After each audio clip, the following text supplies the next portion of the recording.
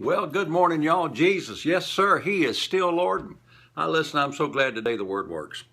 I've been talking to you for the last several days now about speaking to the mountain. I want you to go back with me to over there to Mark chapter 11 and look at this. Jesus didn't talk about the fig tree. He talked to the fig tree. And there's something else here. Jesus didn't say to the disciples, oh, my, what are we going to do? There's nothing on that fig tree. He didn't talk about it. He changed it by talking to it.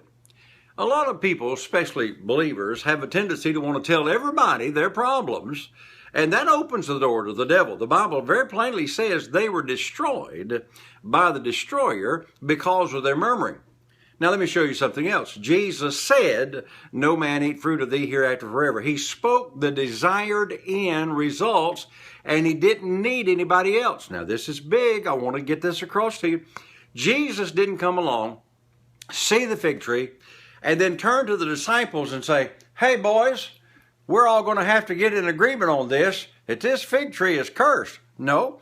He didn't even so much as say anything to anybody because he expected what he was about to say was going to come to pass.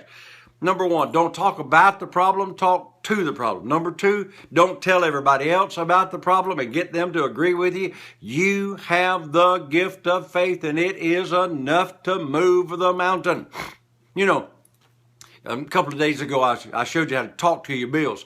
I didn't write you an appeal letter and tell you what all we had to have. I'm just telling you that my faith will produce whatever I have to have. Your faith alone will produce whatever you have to have. Now, Pat and I have made it a big desire, a thing that we do. We don't ever tell anybody our needs because you don't have a mailing list. You know, you don't have a TV ministry or traveling ministry. But I got good news. You got the same kind of faith that Jesus had. Because he said to the disciples, you have the God kind of faith. Or King James says, you have faith in God. Or in other words, you take your faith out and use it. See, I got some money in my pocket, not a whole lot here, but we're going to go to Walmart after a while. And I'm going to have to spend my money. You know, I would have loved to have won the lottery, but I didn't yet. Maybe someday I will. Of course, you got to buy a ticket to be able to win. That's all right. Here's the deal. But what I do have, I can use, and I don't have to ask your permission. I don't have to ask the bank's permission. It's mine.